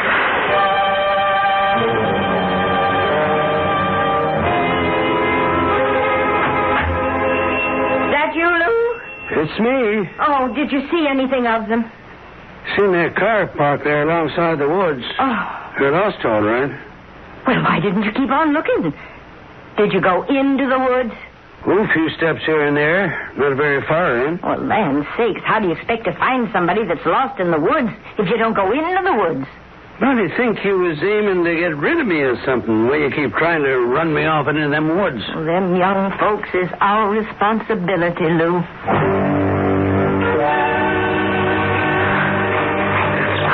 Ronnie, is it late enough to start getting dark? No, not yet. It's not quite 5 yet. Well, then why is it getting dark? Well, maybe it's going to rain, Peg. Oh, Lord, that's all we need. Well, the worst of it is, without the sun to guide us, we can't be sure we're still going east. It's getting cold, too. Yeah. Ronnie? Yeah? I'm scared. Oh, don't be frightened, Peg. There's really no reason to be. Sure, we're lost, and it's going to be inconvenient as hell. If it starts raining, we're going to get drenched and be damned uncomfortable, but there's nothing to be scared of. I am scared all the same. Oh, now, come on, let's keep moving. The underbrush has thinned out some, at least, and I'm pretty sure we're still going east. You were right about that. If we keep going on east, we can't miss the road. So, we're really not in such bad shape as we... Hey, Peg, there's a clearing up ahead. What do you want to bet it's ours? Peg? Hey, where are you? Peg?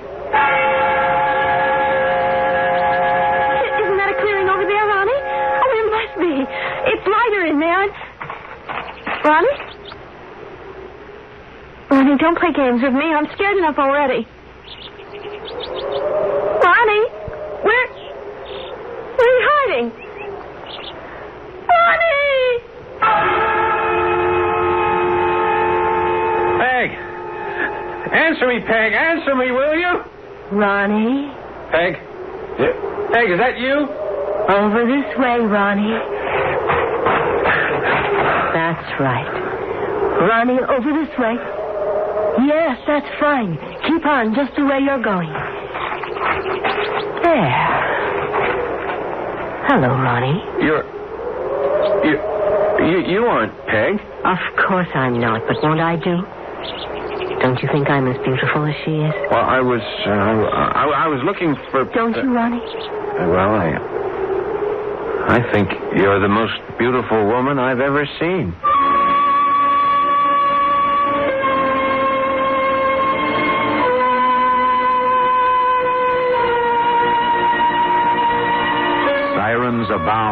legend and folklore.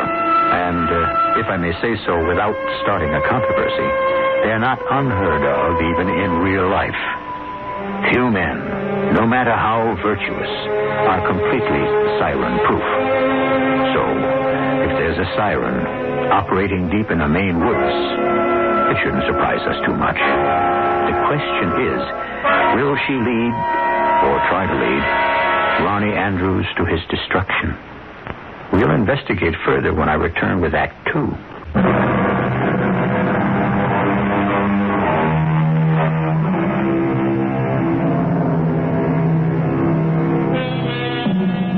On the first day of their stay at Lou Griffin's Cliffside Inn, Ronnie and Peg Andrews decided to take a picnic lunch and go exploring Dutchman's Woods. As Lou had warned them, this turned out to be a mistake. First, they lost their way, and then they became mysteriously separated. In searching for Peg, Ronnie has come upon a strange and extraordinarily beautiful woman. In fact, almost his first words to her were, "I think you're the most beautiful woman I've ever seen." Thank you. And you must be as good as you are beautiful, so I'm sure you'll help me. Of course. My wife and I, Peg, my wife and I, we lost our way in the woods earlier in the day, and well, we've been wandering around in circles, I guess, all afternoon. People do get lost in Dutchman's Woods. Didn't anybody tell you? Oh, yeah, but, well, you see, I wanted to come anyway. It was, I don't know, it was as if the woods drew me. I understand. Yeah, and then somehow Peg and I got separated, and, well, now I can't find her. Do you know the woods well? I know every tree, every stone, every flower, every path. Oh, yes. I know Dutchman's Woods. Great. Now, will you please help me find my wife? My name's Katrina. Last names aren't important, are they? We'll just be Ronnie and Katrina. Yeah, well, I'm very glad to know you, Katrina. Mm-hmm. It wasn't far from here, the place where my wife and I got separated. Ronnie and Katrina. Would you like to see my house? House? Oh, you mean you have a house in the middle of this jungle? A very beautiful house, yes. Come, I'll show it to you. Oh, thanks very much. But maybe Peg and I could see it together after we found her. I just can't go wandering off with you while Peg's lost somewhere and probably looking for me right this minute. You must be hungry. You can have dinner with me, Ronnie. And I'll give you some of my special wine. Aren't you listening to me? My wife is lost. I can't just leave her out there. I got to find her. Will you please stop talking about that woman? It's very rude of you, talking to me about another woman. I won't have it. Look, I don't think you understand. My wife and I got separated somehow in the woods. I'm not looking for her. Oh, well, you can't mean that you were... I've offered you my hospitality. I've said I'd give you dinner, and I've even asked you to have my wine. I'm very angry with you, Ronnie. Please, I'm begging you. Why won't you help me? If you wish to come with me, perhaps I'll help you find your wife later on. You'll never find her without my help, I promise you that. Well, I must be going. You're making a very stupid mistake. But if you don't know any better... No, Katrina, wait. Are you coming with me? Oh, well... Oh, yes, all right. I'll come with you.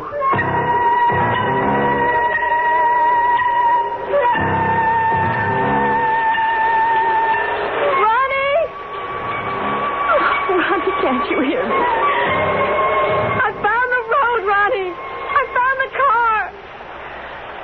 I'm going back to the inn now for help. Try to find shelter from the rain, Ronnie. And don't.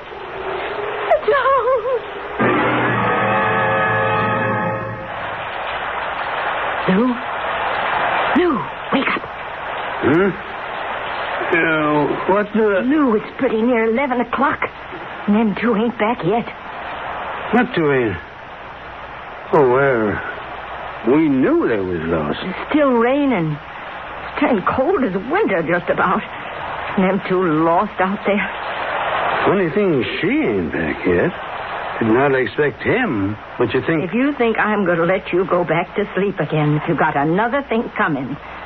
Turn that lamp on, will you? I'm going to get up. Maybe put on a pot of fresh coffee. Does that sound good to you? Yeah? Well, I expect a glass of Applejack would do without more gourd. Lou, all you had to do was just tell them. Think he'd believe a tale like that? Cut up in the city? Half right in my face he would have. Well, I wish you'd told him. Sarah, we don't even know if it's true. We know men get lost. That we do know. But we don't know why they get lost. I couldn't tell that story as gospel. Who's that? Lou? Sarah? Oh, somebody help me. We're coming, Peg. Now, bawling about it ain't going to do no good. Whatever it is, what happened? I can't find him. I can't find him anywhere. Somebody has to help.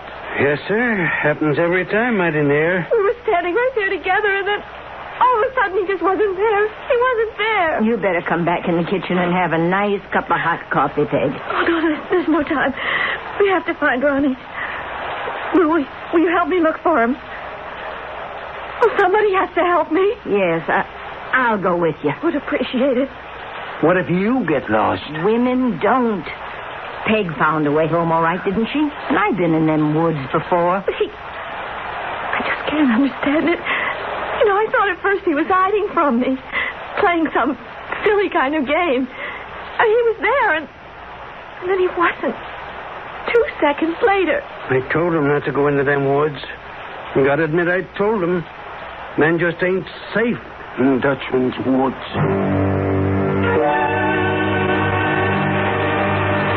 You see that big boulder just ahead, Ronnie? Yeah, the one shaped sort of like a boat? Yes. Just when you go around to the left of it, you can see the house. Take my hand. Oh, all right. Katrina. Yes? We are going to look for Peg, aren't we? I mean, afterwards. After I've seen your house and had some of this wine of yours. You can be so tiresome. Well, I'm sorry. Just a minute now. There. I don't believe it. I knew you'd be surprised. The others always have this. Others? Well, you don't think you're the first guest I've ever had, do you? All I meant was nobody ever expects to find a house like this out in the middle of the woods. Gee, it isn't a house at all, is it? It's a castle. It really is. A perfect replica of one, anyway. My husband had it built exactly like a castle in... Oh, I don't remember. Somewhere in Holland. Your husband? You're so jumping. He's been dead for years. I can't figure out how we missed seeing this place from the road when we drove in yesterday.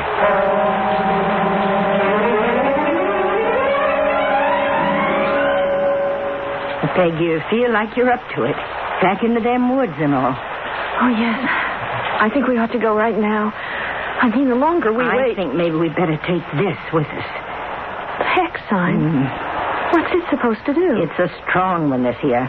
It's meant to ward off witches and evil spirits and, well, just about anything else that walks the night.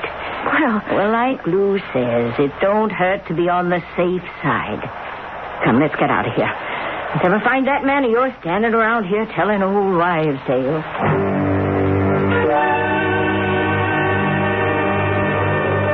Here you are, Ronnie. A glass of the most unusual wine you've ever tasted. Aren't you having any? Oh, no, not just now. Well, no, don't sip it, Ronnie. Drink it right down.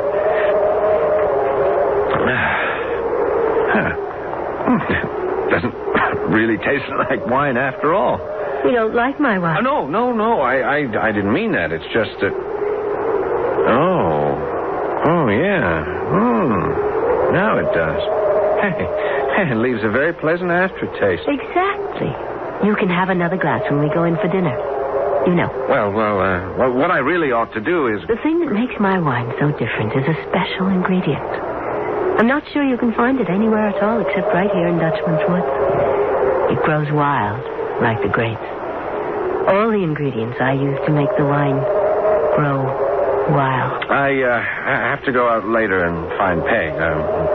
Can't just leave Peg wandering around out there. Of course not. But would you like to come inside now, Ronnie? Sure, why not?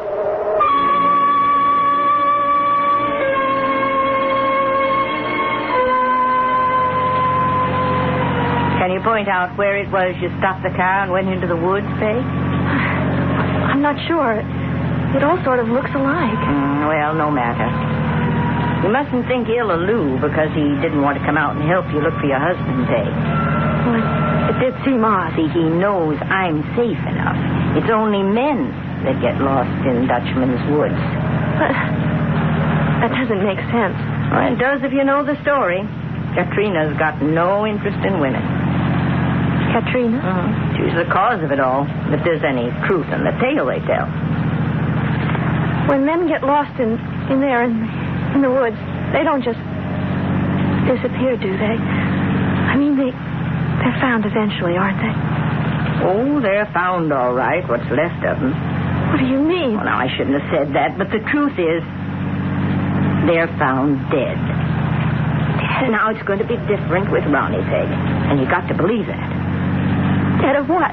Oh, exposure, sometimes starvation, whatever it is that kills people lost in the woods.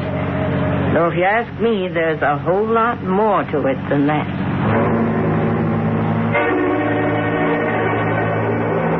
You like my house, Ronnie? Oh, yeah. It's extraordinary, Katrina. This is the most extraordinary house I ever saw. At first, I didn't like it. Can you believe that? I thought it was too far away from everybody and everything, and I hated my husband for making me live in it. Oh, yeah, your husband. Hey, he's dead, did you say? Oh, yes, a long time ago. My wife is alive. She's lost in the woods, but she's alive. Drink your wine, Ronnie. Oh, yeah, I'm so sleepy. Wait until you see the banquet hall. Do you know I could seat over 100 people if I wanted to? But I like to entertain one at a time. Just one at a time. 3 is What is it 3 is? Oh, a crowd. Exactly. We're going to like each other, aren't we, Ronnie? Are you sleepy, Ronnie? You know, you're quite handsome. They used to call me a witch a long time ago. People believed in things more then. Oh, yes, you're very handsome. I may keep you for quite a long time. Several weeks, even. Oh, yes, that would be nice.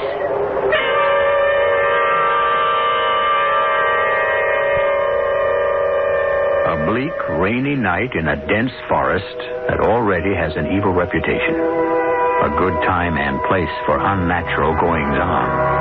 Well, there's a good deal going on in Dutchman's woods that seems unnatural. If you accept Webster's definition of natural, occurring in conformity with the ordinary course of nature, Webster says. The abrupt and unexplained separation of Ronnie from Peg doesn't seem to qualify as natural, according to that definition. I'll be back shortly with Act 3.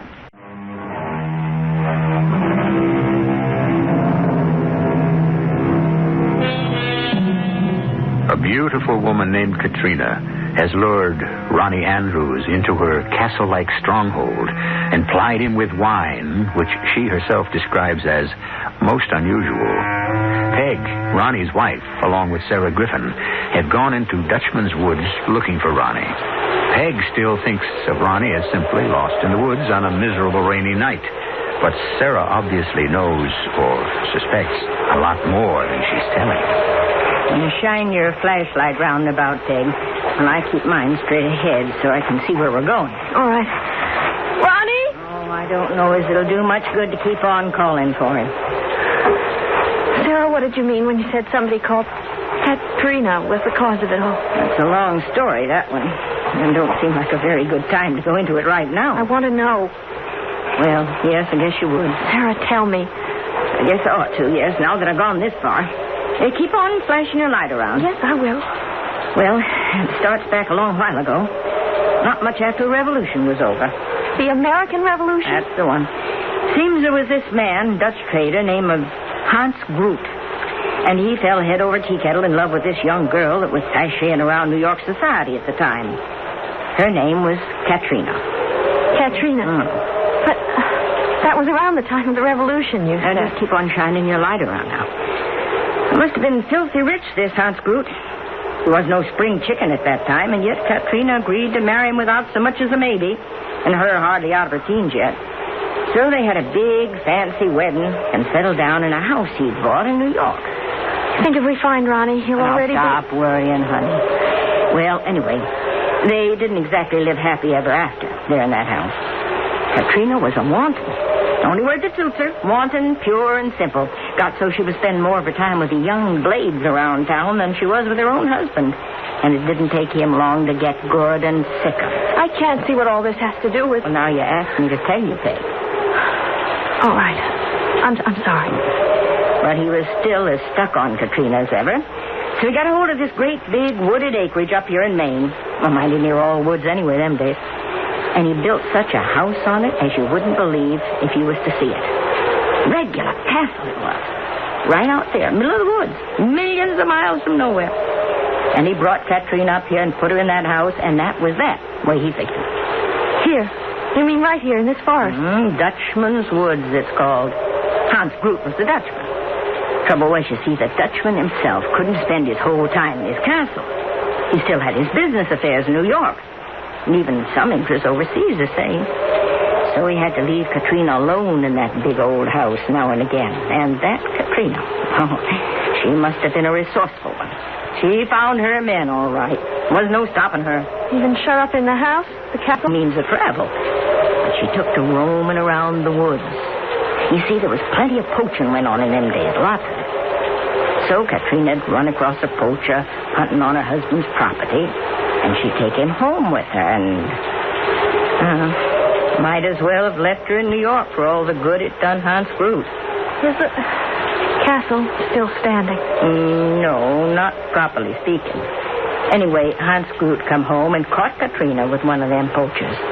And he killed them both. Katrina along with the man. And you think the same Katrina? That's the way the story goes. If you're superstitious enough to believe it, Katrina still walks Dutchman's Woods. And any man that comes her way is fair game.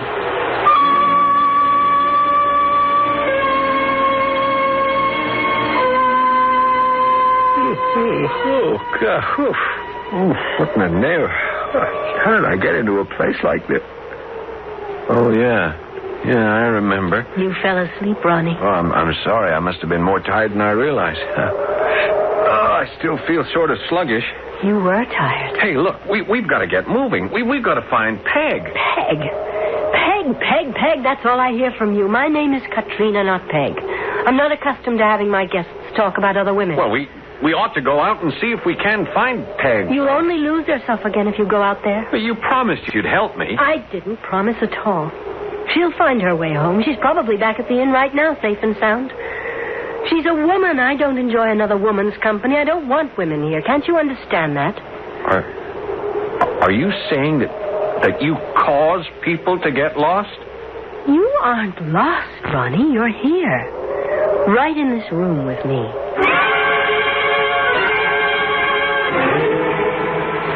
There's a clearing up ahead. I don't think it's the place where we had lunch, though. No, Peg. No, it's the ruins. The ruin? Yeah, the place where the old castle used to stand. Ain't much left now but rubble where the masonry fell down. Mostly overgrown with weeds and vines and the like. The old foundation's still there. You can't see it too well after dark, of course. And you think this is where? Yes, if there is a Katrina. And if she's dragged your young man off somewhere, I'd say this is the most likely place. Ronnie! Now, want my opinion, it won't do a lick of good yelling for him. Let's just go hunting through the rubble.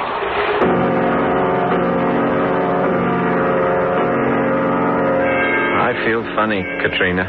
Kind of fuzzy, yeah. Oh, must be that wine of yours again. It's partly the wine, I'm sure. But also partly just me. Oh, Ronnie, we're going to be very happy. Happier than you've ever been, I promise you that.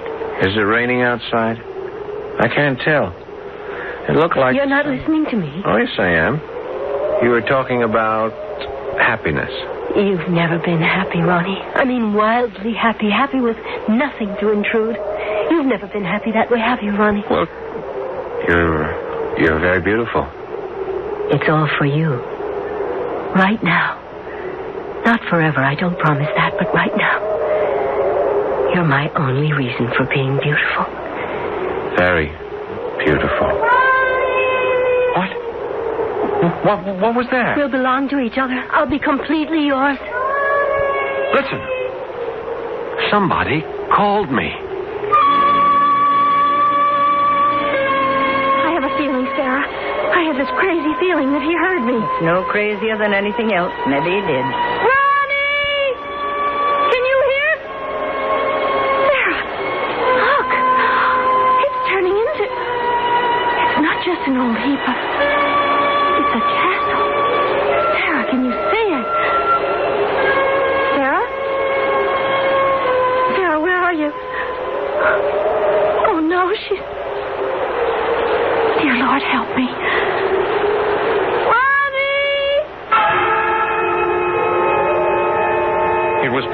It was Peg calling me. Ronnie! Get out of my house. You're not welcome here. You're an intruder. I don't allow intruders. Peg, we're in here, Peg. Can you hear me? I can hear you, Ronnie. This way, Peg. Come toward my voice. Stop talking to that woman. Don't come in here, you. I forbid it. Oh, Ronnie, we looked everywhere, Sarah and I. Oh, I thought I'd never see you again. Ronnie, take your hands off that woman. Who is this? Oh, Katrina. Her name's Katrina. She found me in the woods. I think You'll find out soon enough who I am, you little fool. What are you doing here? I came here looking for my husband. Your husband doesn't want to see you. Get out. I'm not going to leave without him. He doesn't want to go with you. Do you, Ronnie? You don't want to leave with her. Tell her. You do want to come with me, don't you, Ronnie? Well, Ronnie, wouldn't you like another glass of wine? I don't know. I don't Wine? Has he been... He doesn't drink. No, Peg, you don't Can't you see he doesn't want to talk to you? Why don't you leave? How can you stay where you're not wanted? I don't know who you are or what you are. Whether you're a ghost or a witch or maybe both. I don't know and I don't care much. You're not going to take my husband away from me. How very brave she is. And what if I tell you I am a ghost and I am a witch? And I can destroy you both. What if I tell you that? First, I'd have to call you a liar, because I've never believed in such things. And then, if it should turn out you're not a liar, I'd have to say go ahead and destroy us. Both of us, though. Not just one. Both. A liar! I'll... Ronnie, tell her to get out of here! Peg. Well, Ronnie... Katrina, I can't... What kind of a spineless creature are you? Tell her. Peg, I want to come with you. Yes, Peg, I want to leave here and go with you. No! All right, you witch, ghost, harlot, whatever you are. Stop us if you think you can. I think I'm all right now, Peg. I don't know what she did to me, but... Stop this! You stop this, both of you. Don't you know who I am? I'm Katrina. You idiots, I can bring this castle down in a heap on top of you. Don't you know that? It's already down in a heap. I saw it. I'll show you. I'll show you! Peg, here, under this table. The whole house is coming down. I don't think he can hurt us, Ronnie. The real house probably years ago.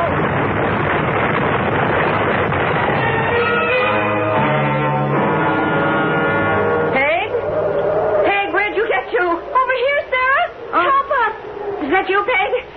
Where in the world did you... Land sakes. Oh, it's Ronnie. Help me with him, will you? We've got to get him up off this wet ground. Ronnie. Is that you, Peg? Yes, Ronnie. Can you stand up? Well, I think so. I feel sort of dizzy. I don't understand what How'd you get here, anyhow? We must have walked past this spot half a dozen times. What happened to him? I'm not quite sure.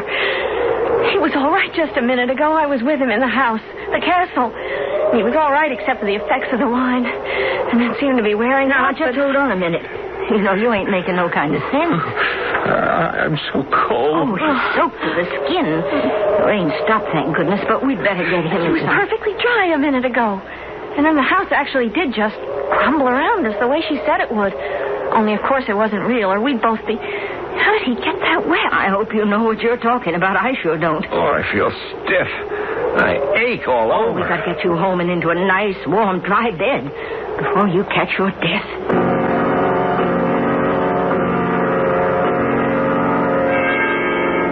The house fell down all around us, Sarah, just the way she said it would. Only I didn't think it could hurt us because, well, you see, I knew the house had already fallen down. Well, we must have imagined the whole thing. I must have been lying there on the ground and in the ruins the whole time. All I know is we walked past there a half dozen times, and you wasn't there. You just wasn't. So I don't see how we can say it was all imagination. It was real, all right. While it lasted, it was real. Well, here's the car. Once we get you in there with the heater turned on, you'll feel a lot better, Ronnie. I feel a lot better already. What in the world was that? That was your Katrina. I wouldn't be surprised. Katrina? I left my hex sign back there in them ruins. Reckon if it works as well as the superstitious folks claim it works, we won't be having no more trouble with Katrina.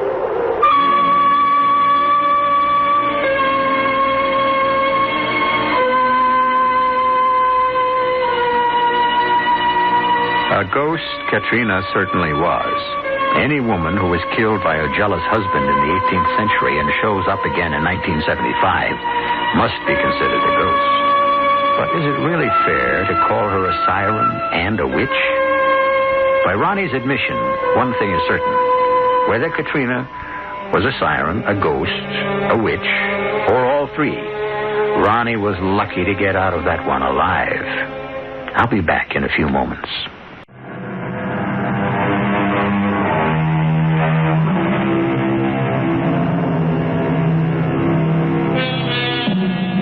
Ronnie and Peg spent the remainder of their vacation in Maine. It's a beautiful state. Why shouldn't they?